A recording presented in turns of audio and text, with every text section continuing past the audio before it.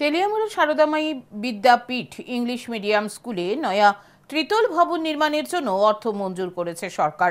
সহসাই বিদ্যালয়ে ত্রিতল ভবন নির্মাণের কাজ শুরু হবে। ত্রিতল ভবন নির্মাণের কাজ শুরু হওয়ার পূর্বে এলাকার বিধায়িকা কল্যাণী সাহারায় এদিন তেলিয়ামুড়া সারদাময়ী বিদ্যাপীঠ ইংলিশ মিডিয়াম স্কুলে যান। নয়া ত্রিতল ভবন নির্মাণের জন্য জায়গা সরজমিনে ঘুরে দেখেন। বিধায়িকার সাথে ছিলেন তেলিয়ামুড়া পুর পরিষদের চেয়ারম্যান রূপক সরকার, তেলিয়ামুড়া আরডি ডিভিশনের executive engineer Indrajit Bhowmik, SDO Swapan Das সহ অন্যান্যরা। জানা যায়, বিদ্যালয়ে নয়া ত্রিতল ভবন নির্মাণের জন্য 7,67,00,000 টাকা বরাদ্দ করা হয়েছে। বিধায়িকা কল্যাণী সাহারায় জানান, রাজ্য সরকার তেলিয়ামুড়া সারদাময়ী বিদ্যাপীঠ ইংলিশ মিডিয়াম স্কুলে নয়া ত্রিতল ভবন নির্মাণের জন্য 7,67,00,000 টাকা বরাদ্দ করেছে। আগামী কিছুদিনের মধ্যে বিদ্যালয়ে একাদশ শ্রেণী ও দ্বাদশ শ্রেণী চালু করা হবে। আজকে আমাদের কাছে খুব আনন্দের।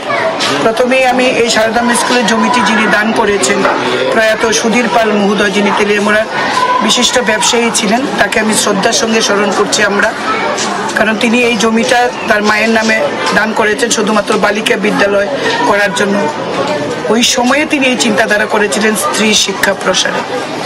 আজকে রাজ্য সরকার এই স্কুলের জন্য 7,67,00,000 টাকা বরাদ্দ করেছেন এই স্কুলটাকে নতুন করে সাজানোর জন্য।